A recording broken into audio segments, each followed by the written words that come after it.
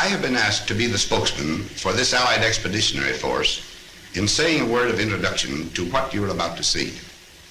It is a story of the Nazi defeat on the Western Front. So far as possible, the editors have made it an account of the really important men in this campaign. I mean the enlisted soldiers, sailors, and airmen that fought through every obstacle to victory. Of course, to tell the whole story would take years, but the theme would be the same. Teamwork wins wars. I mean teamwork among nations, services, and men. All the way down the line, from the GI and the Tommy to us brass hats. Our enemy in this campaign was strong, resourceful, and cunning, but he made a few mistakes. His greatest blunder was this. He thought he could break up our partnership, but we were welded together by fighting for one great cause, into one great team, a team in which you were an indispensable and working member. That spirit of free people, working, fighting, and living together in one great cause, has served us well on the Western Front. We in the field pray that that spirit of comradeship will persist forever among the free peoples of the United Nations.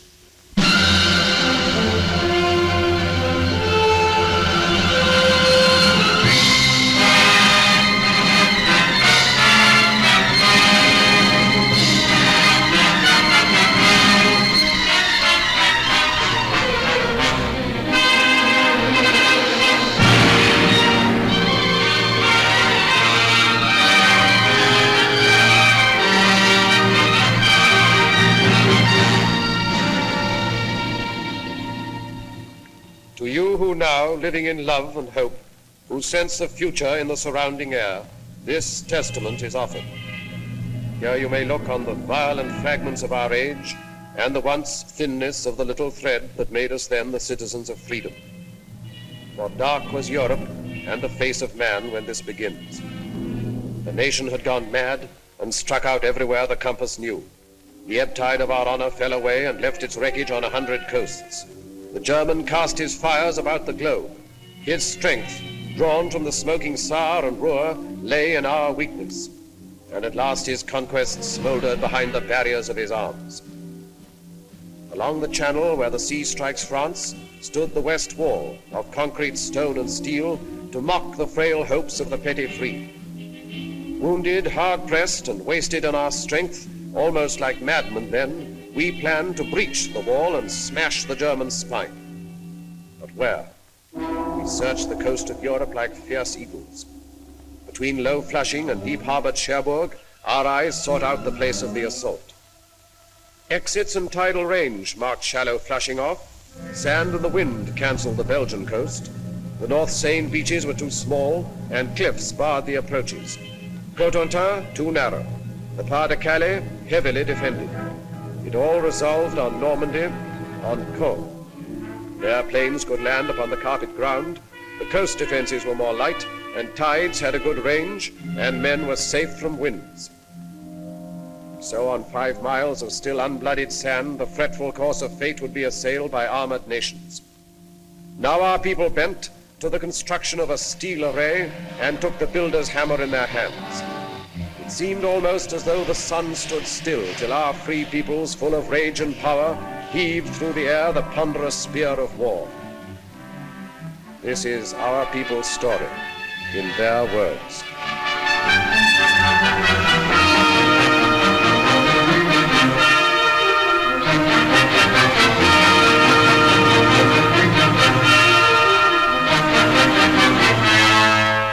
I suppose if the Battle of the North Atlantic hadn't gone right, things, well, might have been considerably different.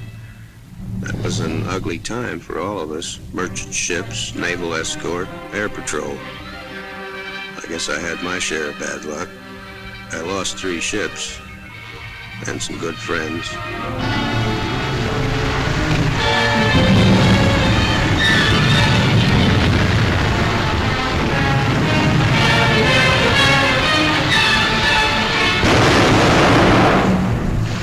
I remember reading somewhere that when a seagull comes down on a patch of oil, its feathers stick together and it can't get off the water again.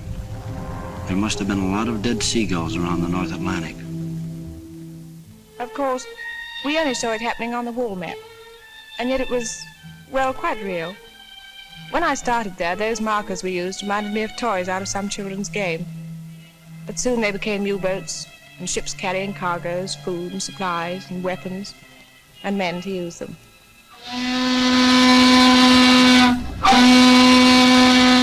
I remember coming over, the worst thing about the trip was you didn't know where you were going. Wherever it was, you'd be a stranger, and nobody likes that. That ship was loaded from stem to stern with sad sacks. Around the third day out, things got pally. Like the fella said, we're all in the same boat. The comic. Finally, we got to Liverpool. They had a band to play us in, an English Army band full of chimes. I'm Dreaming of a White Christmas, they played. To tell you the truth, it was pretty corny. But nobody said anything because, well, you know, it was a nice gesture.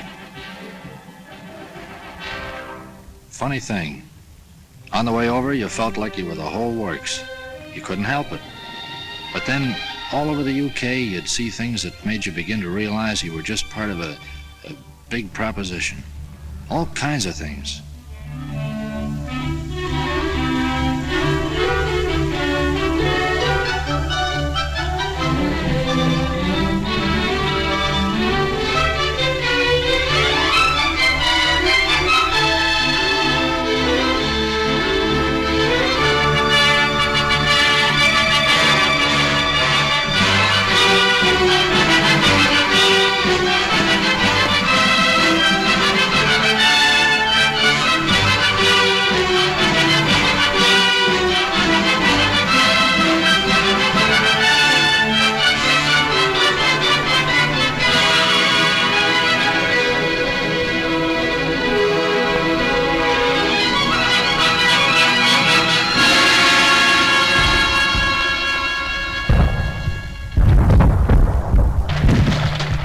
I was a pre-med student at Johns Hopkins in civilian life. Now, I do know a little something about anatomy, and I say it is scientifically impossible for the human body to stand up to the training we receive. An absolute impossibility. Muscles and tendons and bone structure was not designed to withstand that battering. Don't ask me how it happens that we did stand up to it. I don't know. It has no scientific explanation. Here, listen to this, out of one of them army pamphlets. To a young man, soldiering in the army of today offers exceptional advantages and opportunities, such as physical training, foreign travel, sport, and many other facilities which are normally denied to those engaged in the majority of civilian occupations. The majority of occupations in civil life become monotonous, to say the least. But in the army, life is so varied that there is little or no prospect of a monotonous or irksome time. So men were girded for their highest hour, and while they learned the lethal arts of war, in small and secret rooms, the planners met to watch their work mature. Beyond our view, the German, proud and confident, stood calm in deep emplacements on the armored coast. The war was not yet one of men and blood.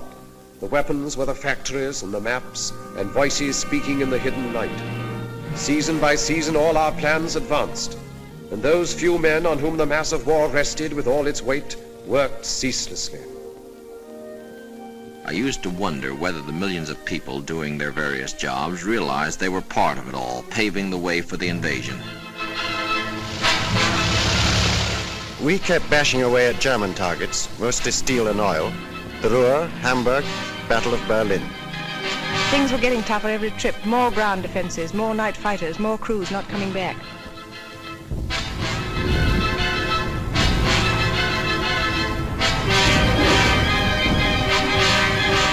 We got away early in the morning. Sometimes we'd see Lancasters coming back.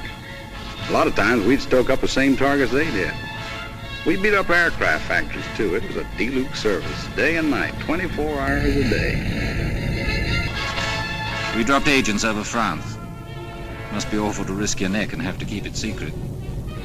One-man submarines, torpedo boats, commandos. We used them all to bring back cups full of sand from the beaches for analysis. It had to be quick drying with a solid clay foundation. It would have to support 30-ton tanks. I must have photographed nearly every field in France. The real job, of course, was the Caen area, but I didn't know that, nor did Jerry. We dropped stuff to the Mackey, arms, ammunition, sabotage materials, and so on. Then went over ourselves and taught them how to use it. We built it to specification, but we hadn't the least idea what kind of a gadget it was.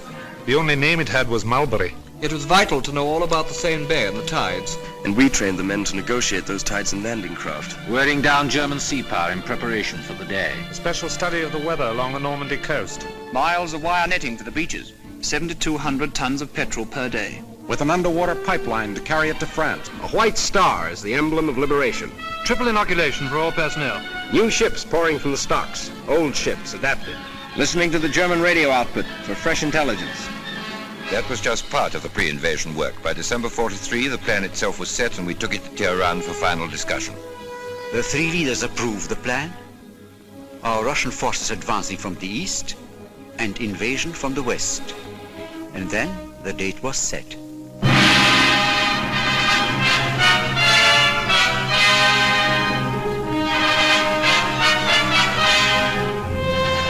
I assumed command at Schaeff with the best all-round team for which a man could ask. Some had already been working for months in England. Others I brought with me from the Mediterranean. We adopted first a master plan, and then had to coordinate every last detail of the ground, sea, and air plans. While this was going on, we led off with an air show designed to make the landing points as soft as possible, to batter the German communications, and to make certain we'd have control of the air. It was quite a show. Those airmen did a magnificent job.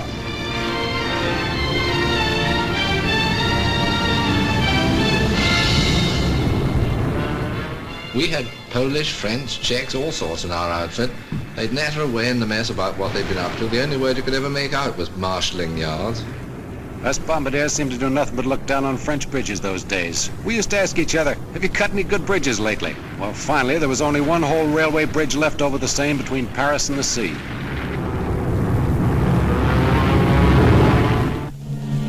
Down in the late spring, through the wounded towns of England, moved the mass made by our patients. 2 precious years of plans were put away. The offices were empty. All the maps were rolled up on the walls. What had been paper at last had come alive. Across the channel, aware of our resolve, with cold contempt, alerted Germans stood beside their guns, and reinforcements rumbled from the Rhine. Their generals were prepared, their might was poised. They looked across the heaving sea and grinned. They would reap harvest of us on the beaches, and even death himself would stand amazed. Yet faint across the groaning of the sea came the thin thunder of a mass of power. Drawn from the great free peoples of the earth, it gathered in the ancient ports of England to crowd upon the steel-encumbered ships.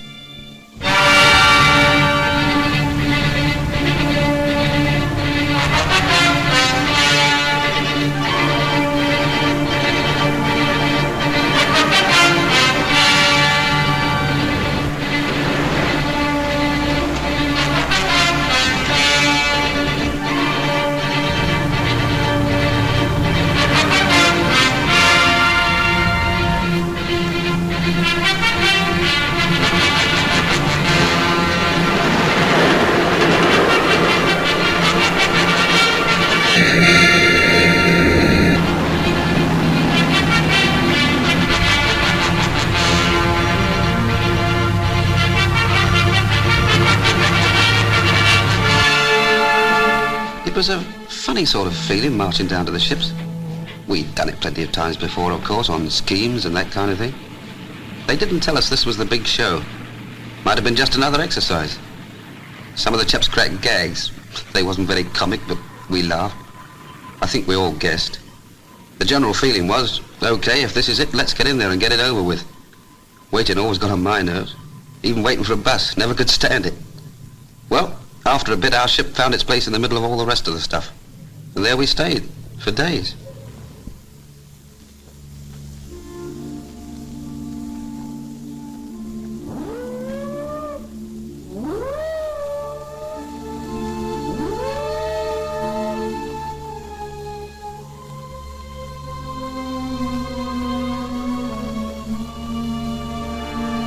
They gave us the final briefing then.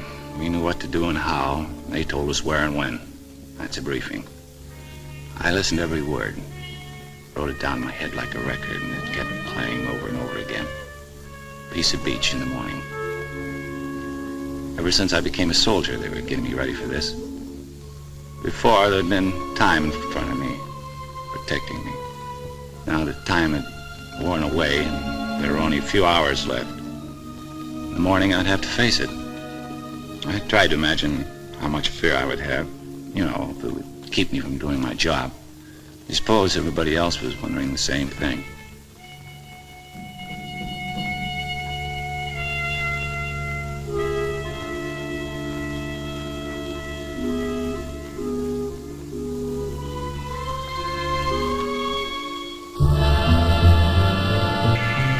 Nobody said anything official, but all of a sudden the ship got much busier. And over the amplifier, the chaplain said he'd be saying Mass at 18:30 hours. Funny, I don't think I ever believed, even after the final briefing, that the invasion was going to come off. Then a voice in the loudspeaker said, "Men who wish to take their anti-seasick pills should take the first one now." That did it.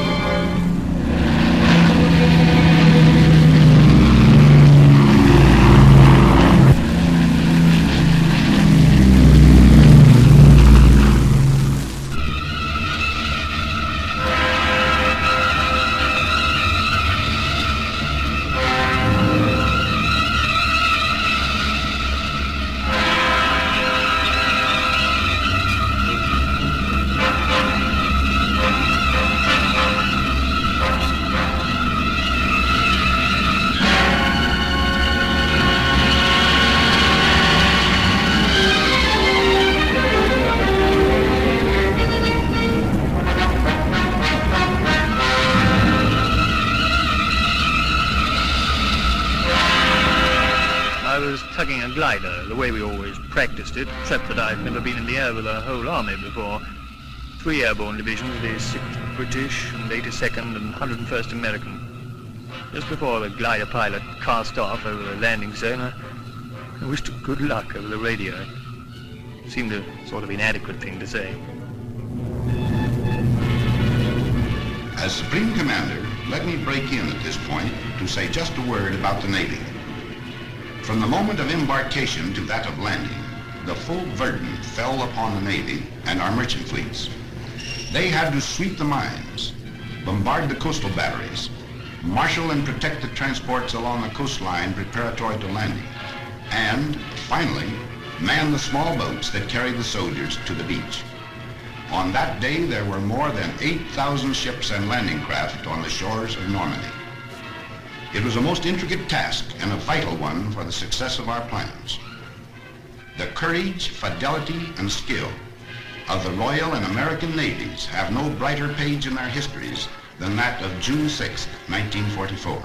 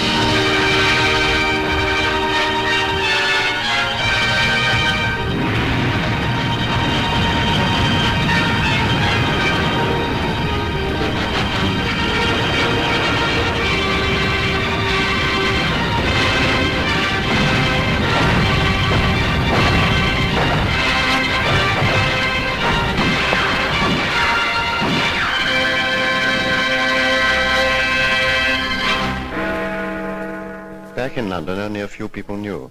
It was a well-kept secret. Around daybreak, we correspondents were called and told to be at the Ministry of Information at 8. Then they told us.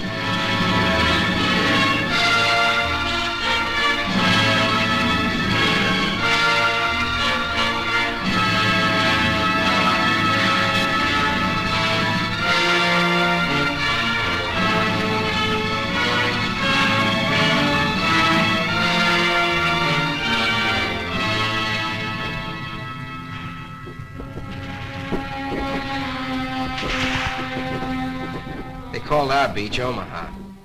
Don't ask me why. I've never been to Omaha, the one in Nebraska, I mean. If it's anything like Omaha, France, you can have it. I understand Omaha was the roughest spot. We lost some good men, took a few prisoners. It was a lousy trade. We've been told what to expect, so it wasn't like a surprise or anything. It just, well, when it really happens, it's different. For a while there, we were pinned down, but a lucky thing, the other beaches were going better, so we got a little more than our share of the old teamwork. The Navy come in, the air guys, and finally we got moving good. You know, you hear a lot about how long it takes to make battle-hardened soldiers out of green troops. Listen, I got to be a veteran in one day. That day. And so they paved the beaches with their blood and lurched across the dunes and reached the roads. The German parried fiercely. In the depths of rich green pastured Normandy, the 3 airborne divisions, first of all to land, fought lion-like against most grievous odds. And loud across the cratered face of France came German reinforcements. From Berlin, a voice cried out the Allies must be hurled into the sea before another day had burned its hole in history. Locked in battle, the armies clashed. Our first objective, then, was to merge all the beachheads into one, and 50 miles of men drive on together beyond the red sands through the broken wall.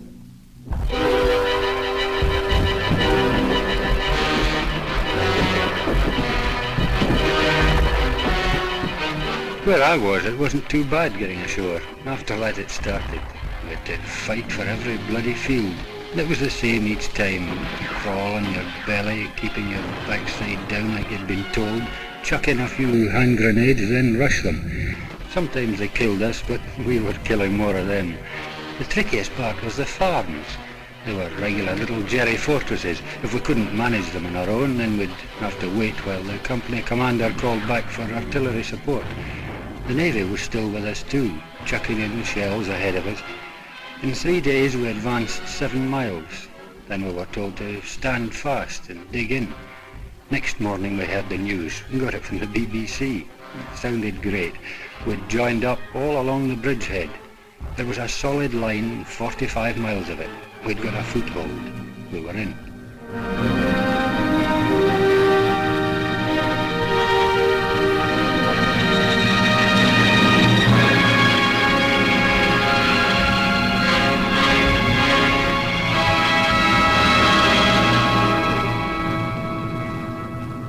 We didn't have to do much navigating to get there. You just followed the convoys.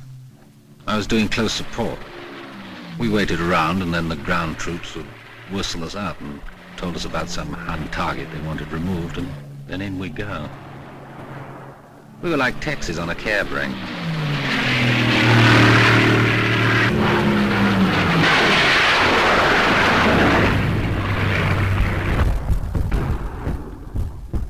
There's something nice about a beach, any beach.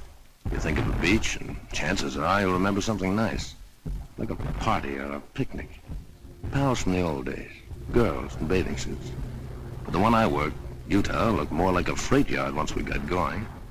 For quite a while, we brought most supplies right over the open beach. Like we'd practiced it, and like we'd made up as we went along. We worked a 24-hour shift. Ducks, lights, rafts, rowboats, all sorts of Rube Goldbergs. The stuff just kept pouring in. Tanks, trucks, food, ammo, guys, millions of things.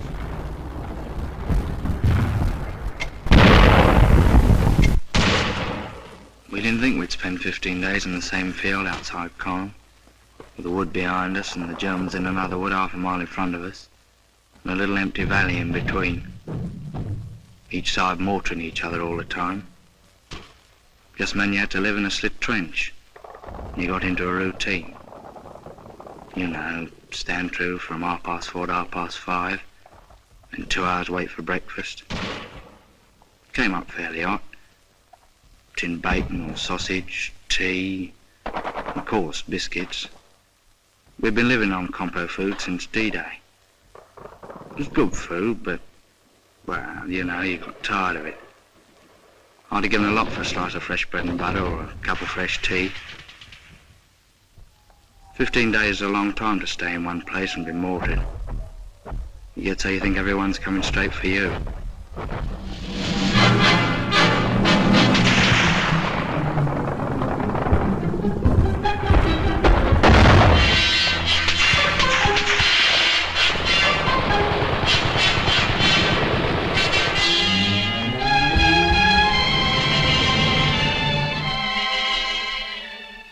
I can remember every case we ever had, especially the first one. The ambulance brought him in late one afternoon. I came over to where he was lying, and he looked up and grinned. I asked him how he felt. He said something about the German with a machine pistol using him for a dartboard. He was quiet and patient and a little bewildered. He'd never been hurt before. He asked how the fighting was going, then he passed out. The doctor came over and looked at his wounds and then swore. Said he had no business to be alive. We put him on the operating table and did what we could. The doctor kept swearing all the time he was operating. We couldn't stop the bleeding. I remember the radio news that night. They said the casualties had been surprisingly light.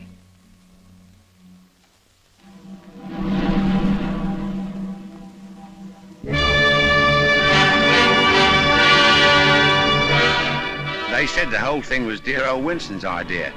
A collapsible prefabricated harbour with everything on it except a naffy. Well, I wouldn't put it past him. It's the sort of idea he would have. Worked in the end. Mulberry, they called it. Well, I felt pretty good about it because I'd watched it grow right from the sinking of the first ships for the outer breakwater. And further along to the west, the Yanks had brought one over too.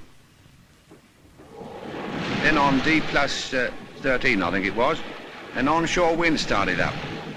Not much at first, but it got worse. And unloading onto the open beaches got very tricky. We heard that over on the Yank section, the other harbour had been put right out of action. And when the wind dropped, old Mulberry looked pretty sick. And up to that time, it was the only bleeding harbour we had. At the green tip of Normandy, the town of Cherbourg lay, a harbour for supplies. Our need for ports was vital as our breath. The German knew our lack and swiftly drew his forces into tight defensive groups so to contest the issue. All our plans turned upon Cherbourg. All our strategy waited upon its empty docks and piers.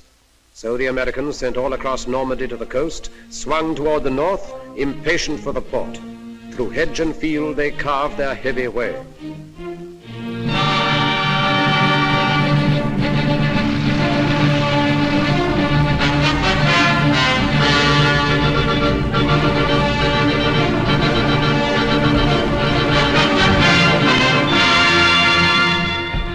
remember back now when it seems like we took Cherbourg a couple of days after we hit the beach. Actually, it took 19 days to cover 30 miles. 30 miles and about 92,000 hedgerows, and a battle at every hedgerow. Otherwise, it was nice country, like Connecticut. Pretty trees and orchards, lots of cows, and nice little farmhouses. The apples were too green to eat, I remember. We hit it off fine with the people. Farmers, nice people. It got tougher when we pulled up on the outskirts of Cherbourg. They had great defenses. And the artillery really carried the ball. For 3 days, we sucked it to them. Sometimes we were pouring in at point-blank range over open sights. Finally, old von Schlieben, the German commander, tossed in the sponge. That's after telling his men to fight to the death. We took Cherbourg on June 25th. Everything was rosy except the harbor we come from. The Jerrys had really smeared that harbor. But right away our guys went to work cleaning it up. And the way they tore into it, you could see that pretty soon it'd be waiting for us fine. Then, well, we fought our way up the peninsula. Now we'd have to fight our way out of it.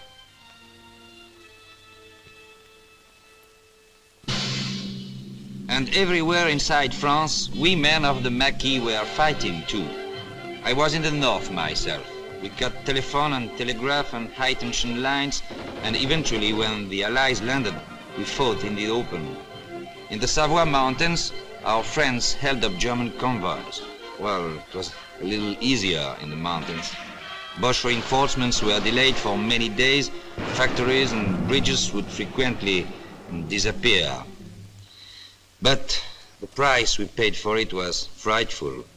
In the village of Oradour alone, the Germans slaughtered 1,100 out of the 1,200 population, and the place was completely burned. They were accused to have ambushed German troops. Every house was destroyed. Women and children died in flames in the church where they had been locked. Yes, the price we paid was very great, but our job was done.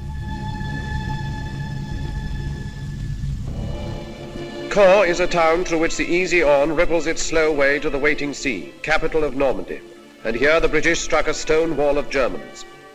This was no Cherbourg advance, a knife thrust through the fields, but rather was the grinding of a drill, inch by inch forward. Here it was the German feared a quick breakthrough to the River Seine, and here it was he massed his army's best, 10 of the 12 divisions of his armor, paratroops, SS men, the young, the cruel, against the veterans of Alamein. We wanted him to fight here and to hold the battered ground, because the future plans depended on him standing where he was. At Caen, the dust was diamonds. Every foot of ground was priceless, for by midmost summer, Caen was to be the pivot of the war.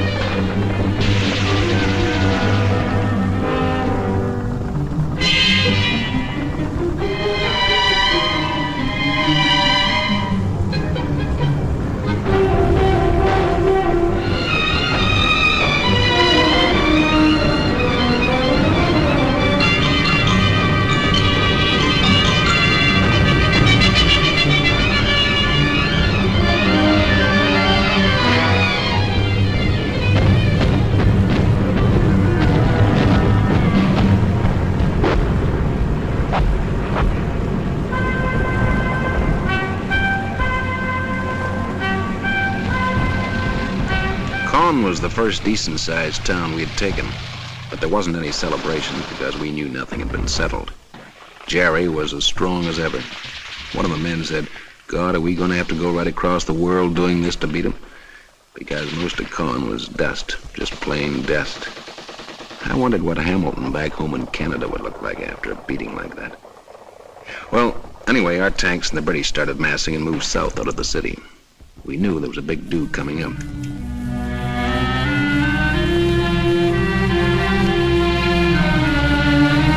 The show for us began south of Caen, where the Poles joined up with us. When we began moving forward, I heard a lot of the lads say Rommel's on the run. But I'd been at Alamein, I knew he wasn't on the run. And they was right. There was nothing lovely about the battle south of Cone. No pincer movements, no outflanking, no nothing like that. Just an hard, bitter, bloody slugging match. We had to stay there and give as good as we got, even if we couldn't give better.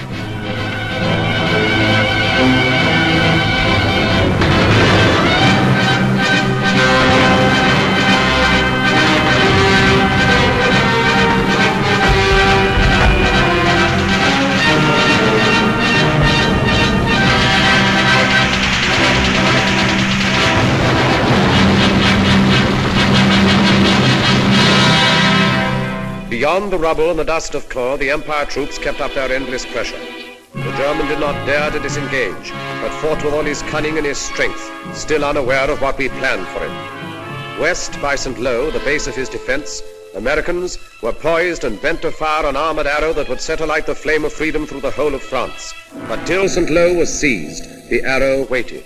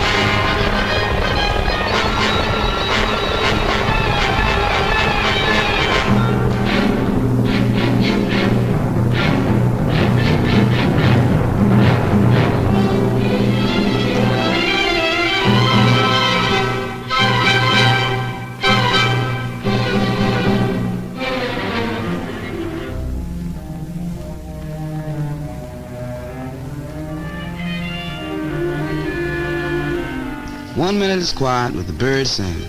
The next minute a column of Sherman tanks coming around the corner going wide open. My buddy says, where those tanks come from?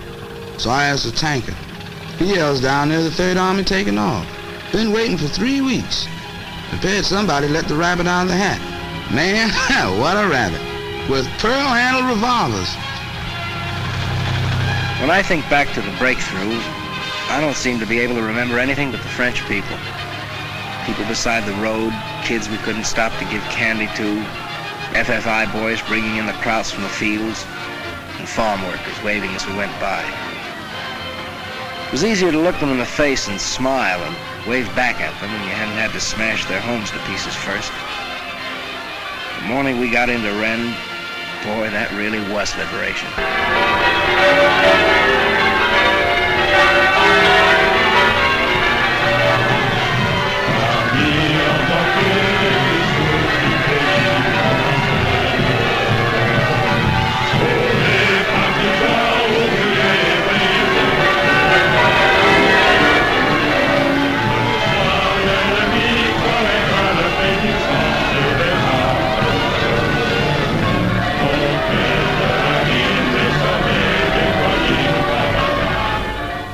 At Rennes, American armor planned to drive east and northeast, and thus surround and take the German Caen divisions in the rear. The foe laid plans to stop the arrow dead by cutting its supply route at the point where it stretched narrowest along the coast. So a great force exploded toward Mortain, hoping at Avranches to achieve the sea and drag our hopes down to the smoking ground.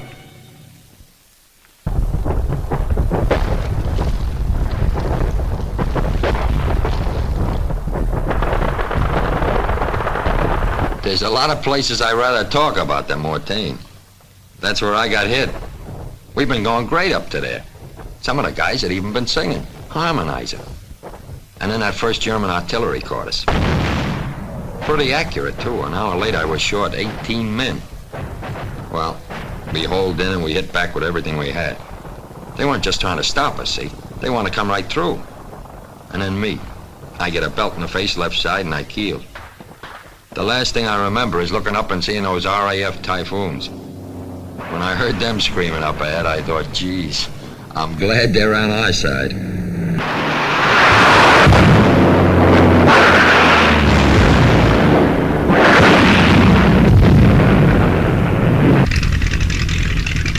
I was sitting in front of the intelligence office doing a bit of sunbathing when headquarters came through saying the area northwest of Mortain was packed with German armour heading west. Well, that started it. For 6 hours, the wing kept it up absolutely non-stop. Take off, attack, land, refuel, rearm, and take off again. It was the same on every airfield in Normandy. The only briefing I gave the chaps was, well, you know where they are. And the only interrogation when they got back was, well, how many did you get?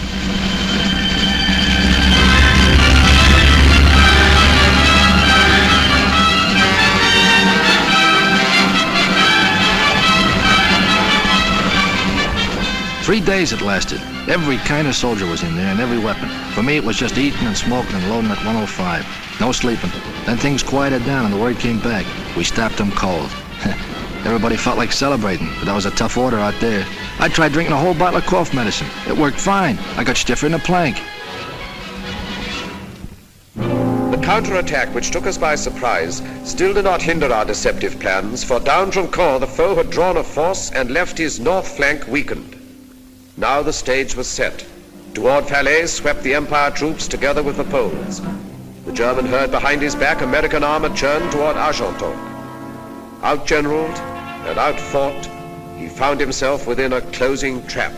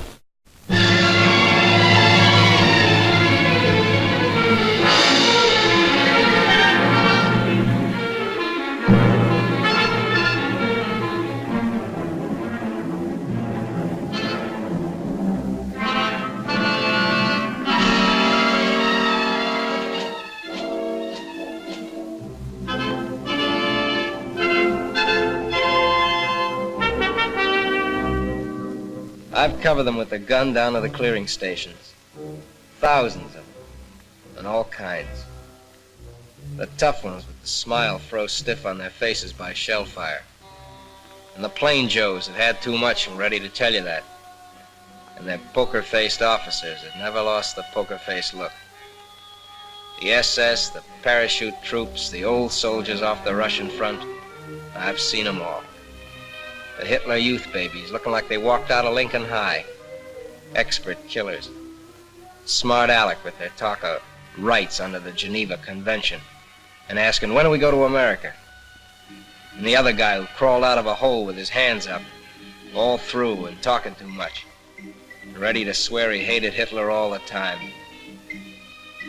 The kids that knew how a machine gun worked and nothing else. Grinning like they were still on top, so they could hardly hold that trigger finger still. The middle-aged guys wanting to tell you about the wife and kids, you'd let them. And they were through killing when I saw them, and through getting killed too. Some of them thought they were lucky, and others didn't. And some didn't give a... I covered them down to the rear where it was somebody's job to find out what made them tick, but it wasn't my job to figure them out. I just kept them covered. And brother, I never gave them more than the Geneva Convention. And that was all. American tanks ground on into the east toward Paris and the Upper Seine. Before them, the Germans helter-skelter fled away and saw retreat, or stood with hands upraised by roads all littered with their smoldering gear. And still the tanks ground on beyond the smoke into the unscarred country. A good solid map, well delineated, is an absolute must for a modern mechanized army traveling at high speed. In our division, the issuing of maps was my job. When we broke out of the Cherbourg Peninsula, my department had the situation well in hand. Then, for us, everything went mad, stark, raving mad. One morning I woke up and the army had gone right off the map, absolutely right off the map. So we rushed through an order for 500,000 maps of the Orléans region. They arrived in due time. To our horror, the army progressed far beyond the Orléans region. It was off the map again. This was a period of acute crisis for me. I gave the highest priority to a fresh order of maps of the Paris area. We refused to be licked by this situation. The final blow came when it became evident that we were going to bypass Paris. That almost finished us. Eventually, we had to drop 10 tons of maps to them by parachute. It was a very humiliating experience. I'll be glad when I get back to the Library of Congress where maps have some permanent value.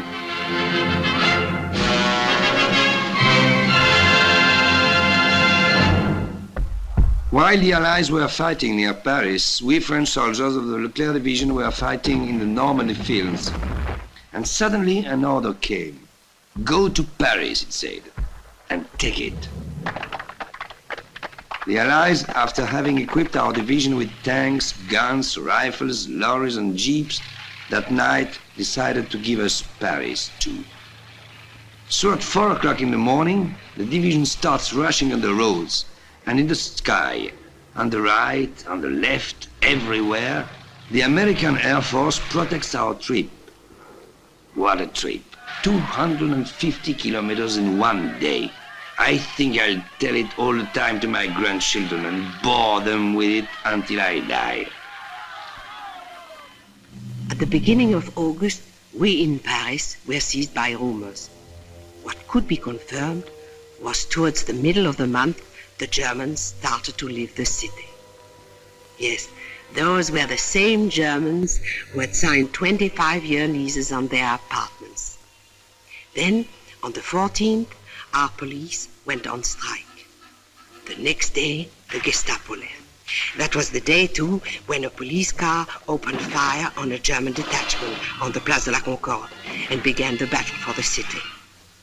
After that, it seemed the French flag was hanging from every window. All the flags were made of curtains, old dresses, rags, everything, it didn't matter.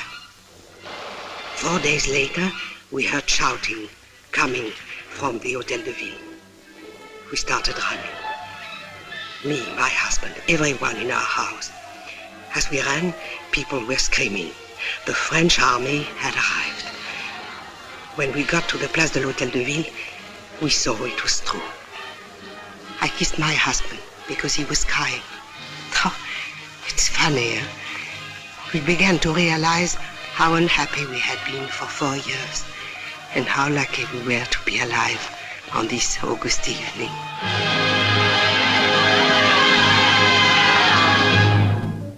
The great pursuit was on. At last the Battle of France was ending, when all suddenly another D-Day stunned the shaken foe.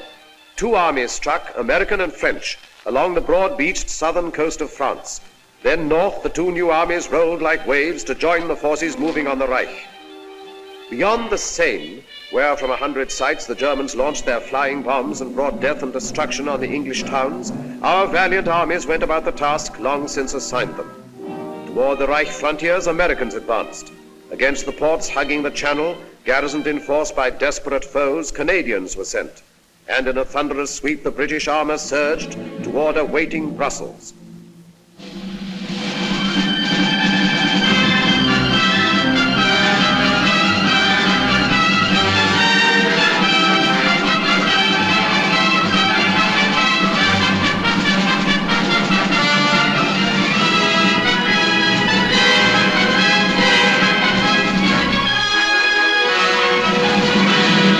People of Brussels laughed and cried and threw flowers in the tank and said, "Goodbye, Tommy," when they meant to say hello. Man, they were happy. I suppose they were no longer afraid. But I remember wondering then how the first German civilians would react to us.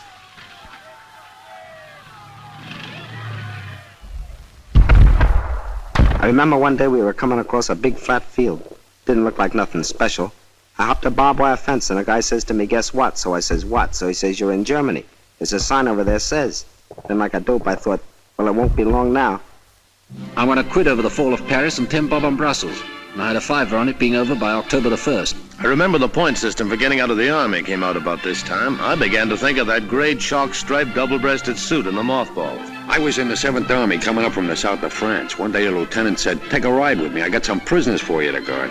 "How many?" I says. "About 20,000, he said. A whole German division had surrendered." We Canadians were advancing in the north, and one day we came across a thing I'd never seen before. I guess it's a flying bomb site, the officer says. Well, that really made me feel good. The prisoner told us the newest Jerry gag. If an aircraft shows up white, it's American. If it shows up dark, it's British. And if it never shows up, it's the Luftwaffe. Every time they sent me along to set up a forward switchboard and I got my earphones on, I found out that the rear switchboard had leapfrogged 5 miles ahead. I wrote to the old man in St. Louis. He owns a men's store. I told him he'd better cut prices on GI neckties and socks if he didn't want to be stuck with a lot of military apparel. Someone asked the sergeant major what he thought the chances were for a spot of leave. "Don't you worry about leave, lads," he says. "We've got the Japs to finish yet." Regular soldier, of course. Keen. It was a terrific feeling crossing the German border. We were sure nothing could stop us.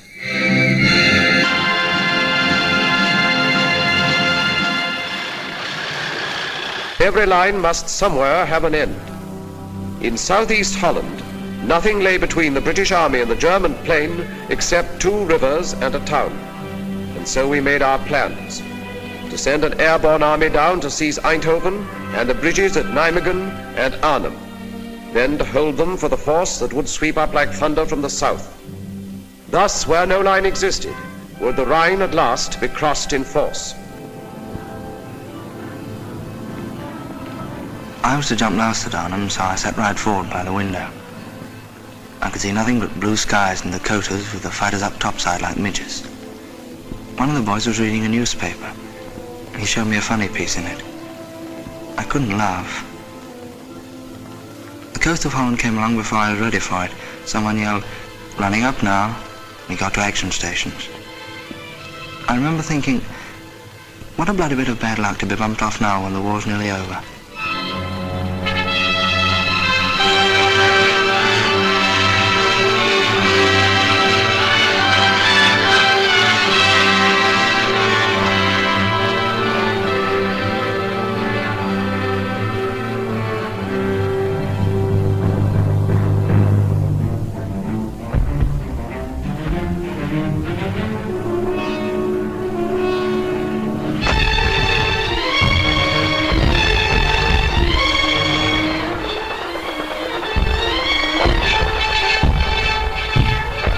The lineys drop at Arnhem and we come down and go to a place called Eindhoven, Holland.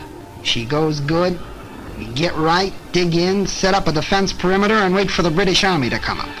And we join them and head out for Nijmegen. The bridge at Nijmegen hardly had a mark on it.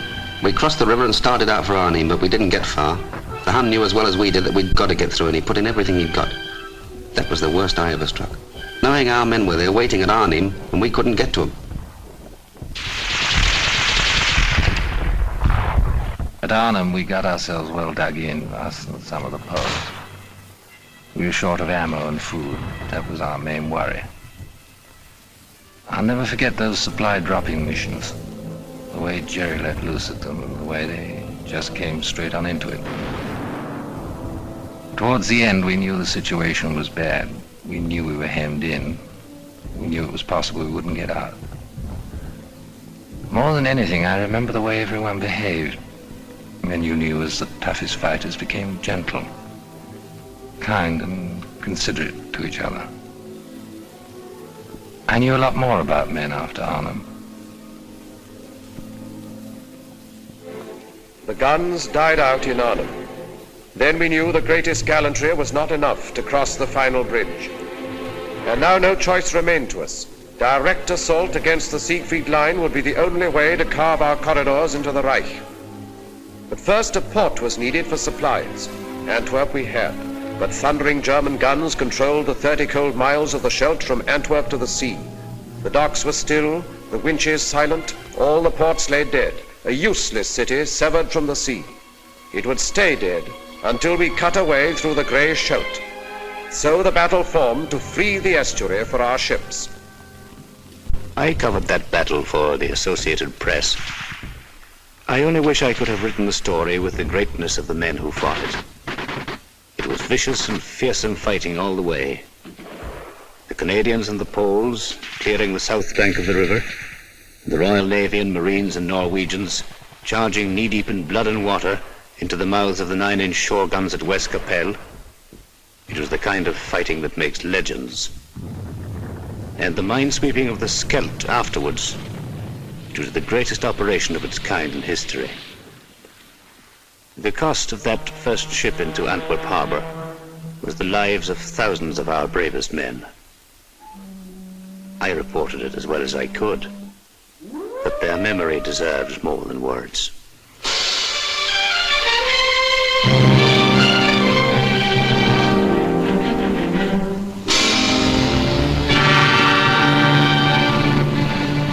I was hauling on the first convoy out of Antwerp. When I got to the front, I saw more empty supply dumps than I liked to see. The boys wanted to know where the stuff was. You can't fight without stuff. Anybody knows that. I made lots of trips. I don't know how many.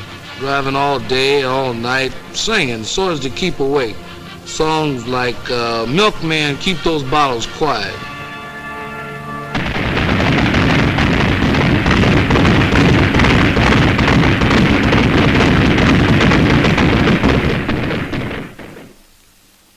My job was to see to it that they had a new toothbrush and a cot, maybe a book to read when they came over from the east bank to the west bank of the Moselle for a little rest. We brought them over one company at a time because that was all the regiment could spare from the line at any one time. Somebody had tapped them on the shoulder and said, "All right, boy, you're going back across the river for 24 hours rest." And here they were, where they could rest. They just couldn't believe it. Here they were for just 24 hours without war. Everything was down to essentials, counted out like dollar bills through a teller's window. One night's sleep, one day's hot meals, one clean change of underwear, one clean pair of pants, one shave, one hot shower, one movie. I used to wonder what was the best of that day. Was it the chance for them to write home, a hot shower, or that long-legged girl on the screen? Whatever it was, all of it was over by morning. They were going back with their one clean suit of underwear, the hot shower, the clean shave, and the good night's sleep. Back across the Moselle to their holes in the ground and the shells. By that time, we knew we were going to see a winter campaign. There was no way out of it. The Germans were dug in and they were tough. And it was plain that until we got a lot stronger, we weren't going anyplace. The squadron was operating whenever it could. There wasn't a lot of flying. We were iced up and fed up. Suppose you're having a swell time in Paris, my cousin wrote me. With all that perfume and silk stockings and that champagne. They called our end of the line south. We were in the Vosges Mountains with the American 7th Army.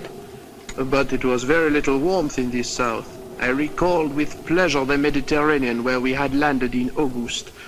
Ah, but memories do not keep one warm. Before I joined the army, I'd have thought it was certain death to dig a hole in my back garden and live in it for the winter, but that's what we did. The sergeant said, well, squirrels do it every year. Yes, I thought, but they don't man machine guns as well.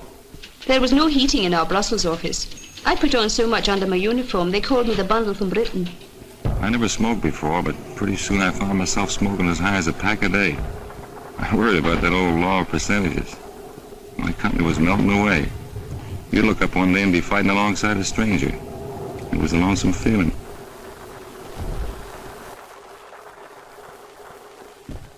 Our hunk of the line was the Ardennes. Pretty quiet. A lot of outfits had gone up north. I started a million latrinagrams about the where and when of our offensive. Then one day I'm standing guard and these shells start. I thought for a minute this was it.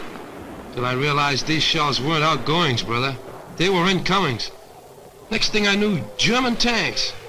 It was an offensive, all right, but it was going the wrong way.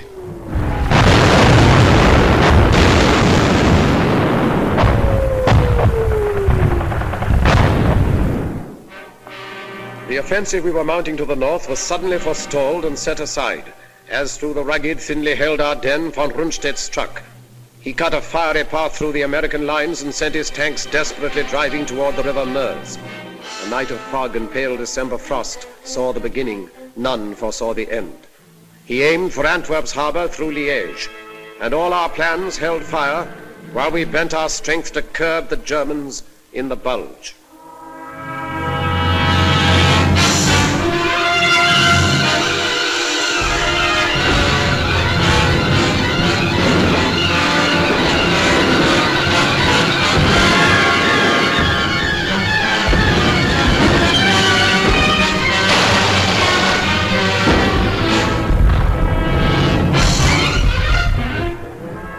One night I was a replacement in England playing shove halfpenny in a pub. The next day they shoved me in an aeroplane, and that night I was fighting Germans and being kicked around. I don't know about the other outfits, but mine was being cut to ribbons. They were dropping all around me. The thing that still sticks in my head is the medics. The only weapon they had was a needle, but they were around right where it was the hottest. You'd hear that yell, medic, medic, and they'd always be there.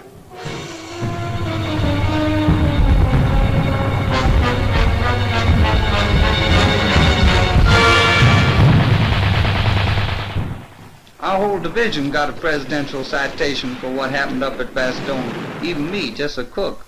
I'll never forget that old lieutenant running into the field kitchen and hollering at me if and I had any idea how to operate a bazooka.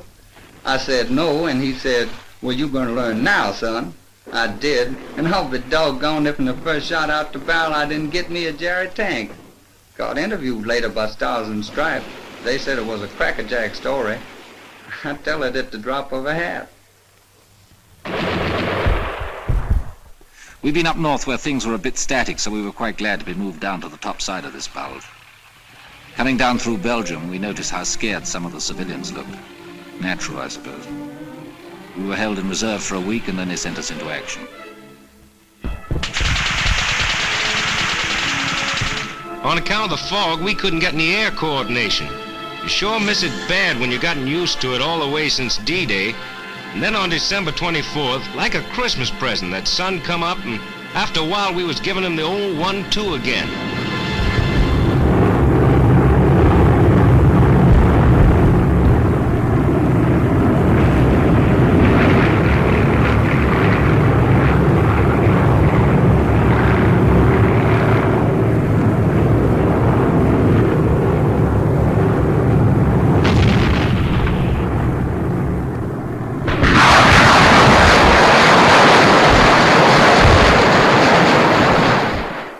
We stopped them dead, finally. It cost us plenty of men, but we stopped them.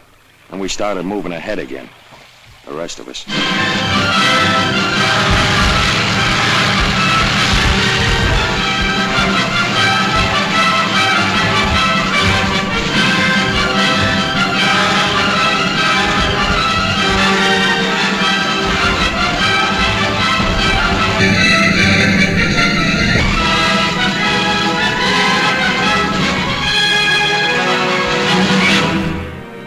Rundstedt reeled back on a recoiling spring. His great attempt was over, and his armies that had devoured such a wealth of blood sagged sodden towards the Rhine. At Yalta then, while dire explosions shook the German fronts, the three great architects of freedom met to fix the final blow and plot the peace. And even as they met, we moved to act upon our strategy. We wished the foe to stand and fight upon the western bank of the Grey Rhine, for there we could destroy him, outside his fortress, open, unprotected by any bridgeless river. Down we cast the gauntlet, challenging him stand and fight.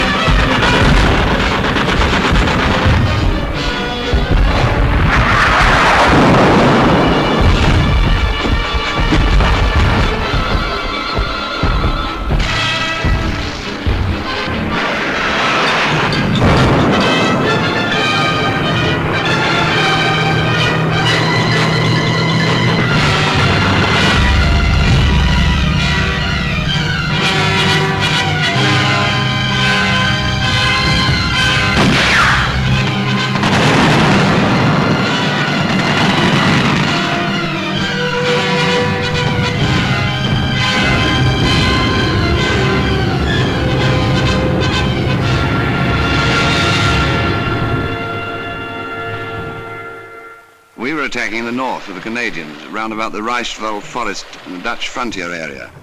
It was wet and filthy. They nicknamed our army commander Admiral Crerar. Well, anyway, the enemy put up some very stiff opposition. But actually, this was just what we'd hoped for. It showed that Jerry's emotions about fighting for every foot of his beloved fatherland were getting the better of his sense of strategy. And every German killed on our side of the Rhine was to make it easier for us on the further bank. And a lot of the Boche were killed, I can tell you. Reichswald was the bloodiest show I've seen in this war.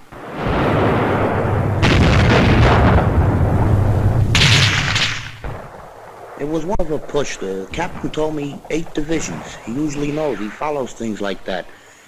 I was with the outfit that took Mönchengladbach, I think you say it.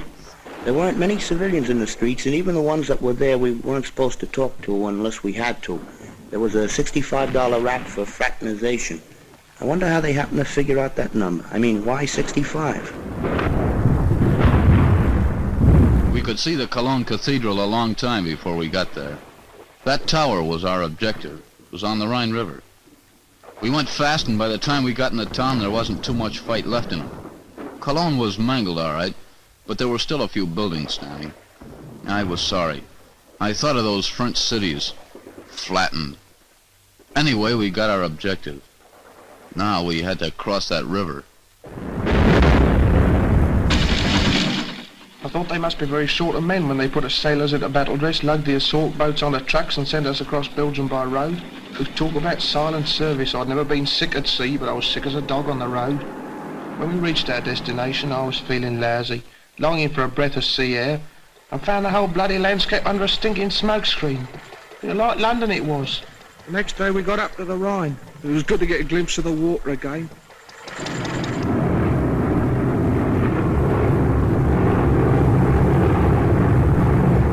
Our Air Force has given the old lumps on the east bank of the Rhine, but I was still nervous.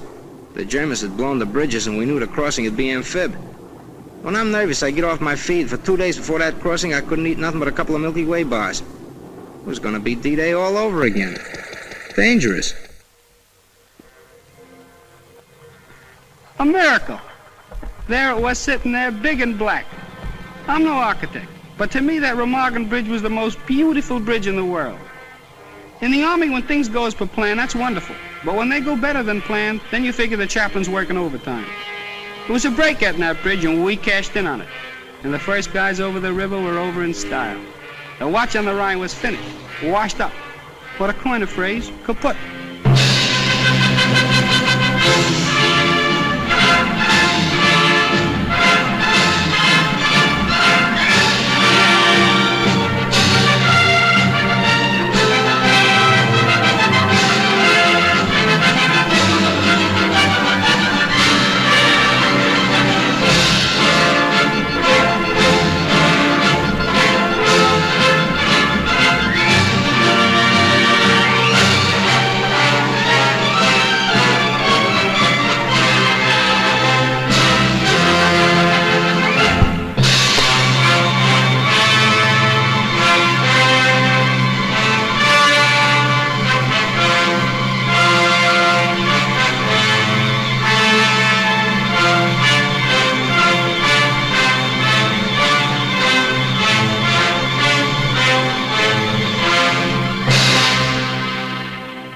got across okay and everything was going fine. But suddenly I gets detailed to guard some German prisoners.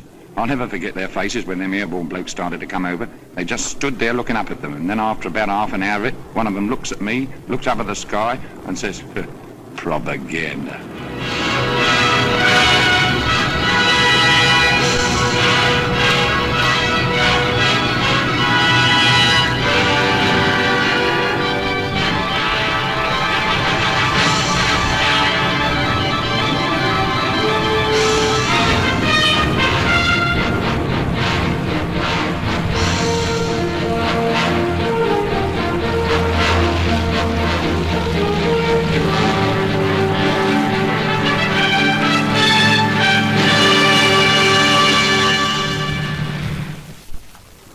Pocket was the first big objective across the Rhine. We and the heavies sealed it off, then the ground forces wrapped it up. After that, they exploded in all directions. Cut the Jerry armies up in pockets, then take them one by one. That was the program. The Third Reich was being carved up like a Christmas turkey. Chasing the Boche was getting a little bit monotonous. We hardly ever saw him, only burning houses, a few shells, and occasional sniper's rifle shot. It was a silly kind of defiance, I thought. And then one day the routine was broken. We came across a prisoner of war camp, other ranks, Yanks mostly. They went mad when they saw us, screeched Red Indian war cries, pummeled one another, and asked what the news was. I seemed ashamed to tell them when they were so happy. Well, there was nothing for it. I told them. President Roosevelt died yesterday afternoon, was it? You should have heard them quieting down. For once in this campaign, they all felt as though they'd suffered a major defeat. I'd have liked to have stayed there, talking to them, trying to cheer them up, but we'd no time to lose. Jerry only had a few hundred square miles of earth left to scorch. Our job was either to hurry him up or scorch it for him. We were in the home stretch, cutting deeper all the time, when we ran into these displaced persons, slave workers. They were sick and hungry from all over Europe. The roads were jammed with them, but they kept out of the way and didn't give us any trouble. Like a fella said, there's a lot more than town's going to have to be reconstructed. I wondered what was up when all RAMC personnel in our lot down to stretcher bearers were urgently called for. I soon found out we'd taken the Belsen concentration camp. Well, I'm not squeamish. I've seen amputations, operations, deaths long before I went to the army in '41. I was a warden.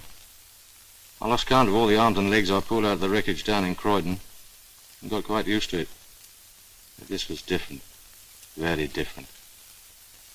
I don't know any words big enough to make you understand what we all felt. All I can say, and I'm proud of this, is that I had to fall out and be quickly sick in the courtyard. As I say, I'm not squeamish, but, well, I'm human, and thank God for it.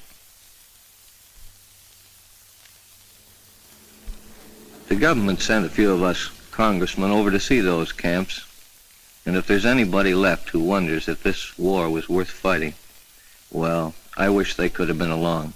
There it was, right in front of us, fascism and what it's bound to lead to wherever it crops up. I talked to some of the prisoners, the ones that had the strength to talk.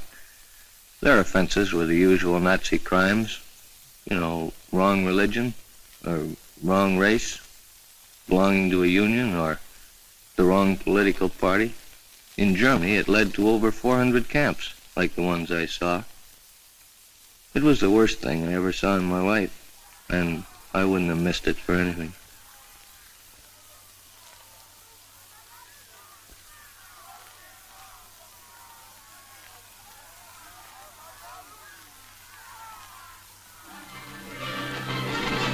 When an army gets to moving in a hurry, that's where air transport comes in. We'd been flying in the stuff along with the British Transport Command since D-Day. And towards the end, they seemed to be moving faster on the ground than we were in the air. As pocket after pocket of the foe fell, our hopes rose higher than the soaring flames that marked the broken towns of Germany. In Italy, 1 million prisoners came in, as with a single sudden blow, the German power was smashed. Then our tanks drove through the southern mountains, where the foe had hoped to make his furious final stand. The Russians took Berlin and cut the heart from Hitler's empire. and he himself who planned to rule the earth from pole to pole vanished like smoke among the falling walls. Upon the green banks of the river Elbe, we waited for the east and west to meet.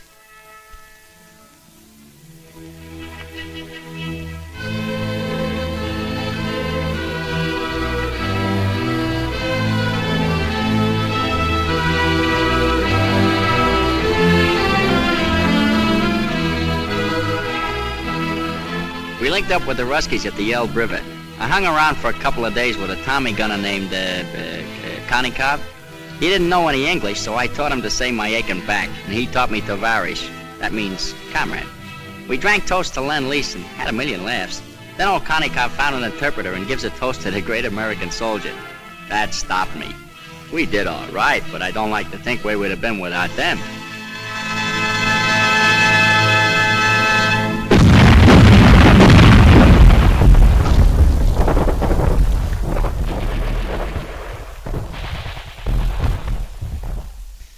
We were going towards the Danish frontier, Bremenfeld, then Hamburg. The rot was setting in. 1.5 million surrendered in the north. The fighting was nearly over, and our job was beginning. We'd been training a long time for the administration of Germany, and we were prepared for plenty of trouble. Sabotage, passive resistance, or perhaps something more violent. You know, werewolves in sheep's clothing. But as it turned out, most of them were docile and did what they were told. They seemed healthy, well-fed. Their disease was in their minds. A German woman, looking at what was left of her town, said to me, "If only you'd given up in 1940, none of this need have happened."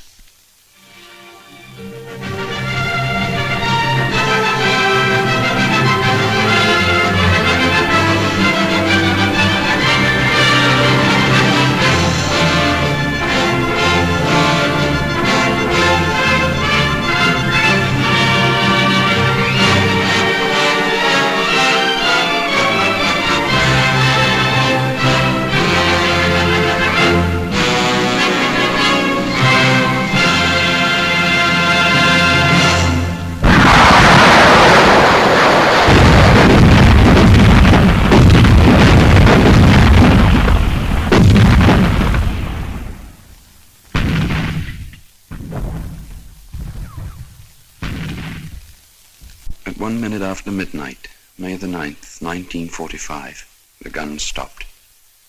D plus 337. Now it starts. All the arguments about who won the war. Well, here's what I say. That no country on earth could have won it alone. So what does that mean?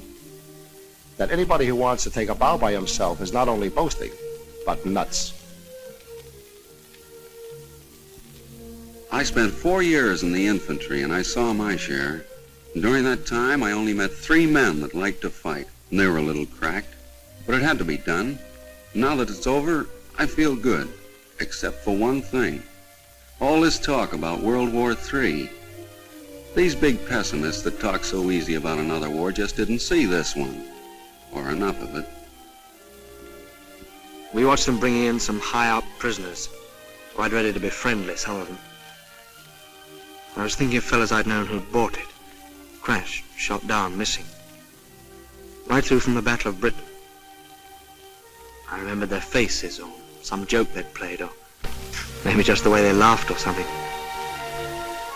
There seemed to be such a lot of them, I remembered.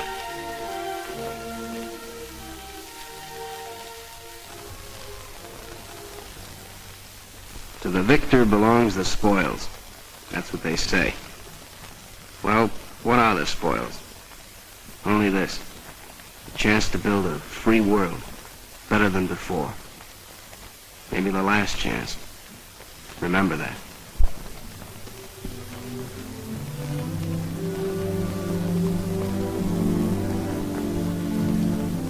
Now the time has come to put our victory to the tests of peace, in company with men of many lands to sift from ashes what the struggle taught. In the rebuilding of a broken earth, may we keep in our hearts this ancient prayer. O Lord God, when thou givest to thy servants to endeavor any great matter, grant to us also to know that it is not the beginning, but the continuing of the same until it be thoroughly finished, which yieldeth the true glory.